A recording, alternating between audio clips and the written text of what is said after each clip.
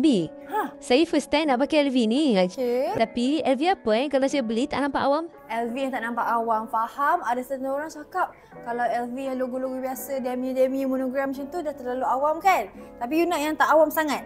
Tapi bajet orang berapa tak kisah. Okey, so jom. Rabi dekat sini kita bagi harga bawah RM6,000 lah. Okey. Harga bawah RM6,000 sahaja. Ini adalah LV Vavin size BB. Stiker dia masih lagi intact. Dia ada nampak hint of LV. Nampak tak? Ada logo-logo dia sikit LV kat situ. Tapi dia tak scream LV. Macam setengah orang cakap LV ni dah macam awam sangat kan. Yang monogram ni lah. Macam awam sangat, so dia tak nak terlalu scream LV. So you boleh go for this one. Ini adalah LV Vavin, dia ada chain kat sini. Datang sekali dengan half, bukan half lah. Dekat bahu dia ada leather, so bila you letak dekat sini, tak sakit. Ini you jarang sikit nampak orang pakai. Jarang nampak orang pakai yang ini, okay? Kalau dalam bahagian dia, kalau dalam dia macam ni, dia ada main compartment, dia ada slot pocket kat sini dan ada pocket di bahagian hadapan.